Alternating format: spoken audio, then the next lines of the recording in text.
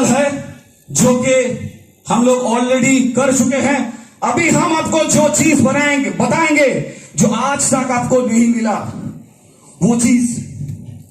अब हर कोई आपको बोलता रहता है कि रेनेटस नोवा को कोई कॉपी नहीं कर पाए, या रेनेटस वेलनेस का जो प्रोडक्ट है इसको कॉपी नहीं किया जा सकता। कैसे बोलते हैं? कभी दिल में ये क्वेश्चन आया? अरे जोर से बोलिए, मन खोल के बोलिए, इसमें डरने की कोई बात नहीं है। हाँ, क्वेश्चन है तो सुन लीजिए। अगर कोई भी कंपनी, मैं ये दावे के साथ बोल रहा हूं, कोई भी कंपनी हमारा जो 12 इंग्रेडिएंट्स है उसका पाउडर बना के उसको मिला के अगर दे देता है रेनेटस नोवा के तरह, वो उतना अच्छा काम नहीं करेगा जितना रेनेटस नोवा काम करता है। क्यों? इसके पीछे कॉन्सेप्ट है नैनो फूड का। ये नैनो फूड क्या है? Nano technology is a potential improvement of food, making tastier, healthier and more nutritious. Healthy भी बनाएगा, मोर न्यूट्रिशियस भी करेगा। To generate new food products, new food packaging, storage, successful application of nanotechnology to foods. Nanotechnology can be enhance the food flavor, texture to reduce the fat content. Fat content अगर कम होगा तो वो product इतना अच्छा body में जाएगा। Fat अगर कम होगा तो कार्बोहाइड्रेट्स भी कम होगा। अगर कार्बोहाइड्रेट्स कम होता है तो ऑटोमेटिकली ओबेसिटी भी कम होगा, क्योंकि कार्बोहाइड्रेट्स ही हमारा बॉडी में सैचुरेटेड या मोनोसैचुरेटेड फैट बना के हमारा बॉडी का टमी को बढ़ाता है। तो ये नैनो फूड से बना हुआ है। नैनो एनकैप्सुलेशन, इसके बाद है नैनो एनकैप्सुलेशन। ये नैनो एनकैप्सुलेशन क्या है? नैनो एनकैप्सुलेशन ये है, it is the nano encapsulation is a defined technology to pack the substance as a vitamin, antioxidant and protein and lipid as well as carbohydrate using this technique for the production of functional supplement food to enhance the functionality को enhance कर देगा और stability को भी enhance करेगा।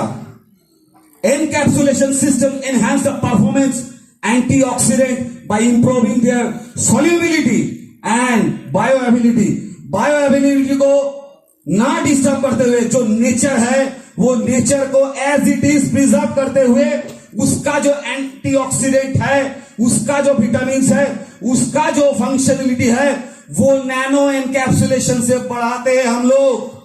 जो कि दूसरे जगह पर अगर मान लीजिए कोई मैंगोस्टीन को लेके पाउडर बना के खाएगा तो उसको नैनो एनकैप्सुलेशन पता नहीं है।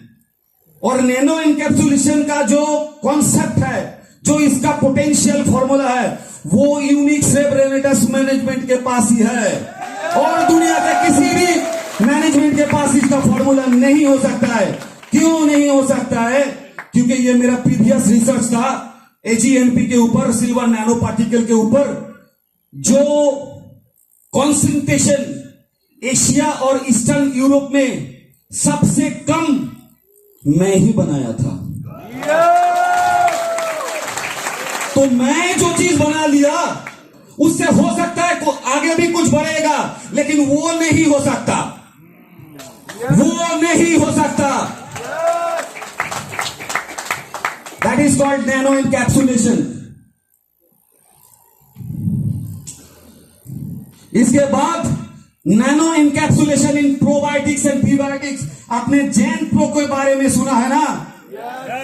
जैन प्रो में प्रीबायोटिक्स एंड प्रोबायोटिक्स यूज किया हुआ है along with the nano encapsulation of probiotics and prebiotics। इसमें क्या है? मोटा मोटा शब्दों में समझिए, ये प्रीबायोटिक्स और प्रोबायोटिक्स, अगर कोई भी प्रीबायोटिक्स प्रोबायोटिक्स प्रोटीन बनाता है तो उससे कई गुना ज्यादा काम करेगा, स्टेबिलिटी से काम करेगा और साइड बाय साइड इफेक्ट नील हो जाएगा। अगला जो टेस्ट का बात है वो अगर आप बोलेंगे तो बड़ा कमा सकता है, उसमें कोई टेंशन लेने की बात नहीं है, लेकिन ये चीज बरकरार रहेगा। उसके बाद nano centralised nano size self assembled liquid structure. हम लोग इसको लिक्विड स्ट्रक्चर में डेवलप कर दिया।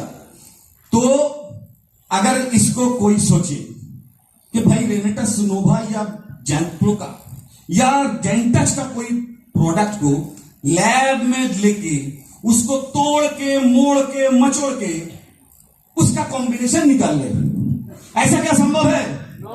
उसमें भी मैंने एक चालाकी कर दिया। क्या चालाकी किया? जब भी उसको डालने के लिए डालोगे तो उसको थोड़ा ही सिचुएशन में, प्रोसेस में चेंज होने से ये ऑटोमेटिक डिस्ट्रॉय हो जाएगा। ये ऑटोमेटिक डिस्ट्रॉय हो जाएगा। तो इससे आगे कुछ नहीं मिलेगा, घंटा मिलेगा, घंटा।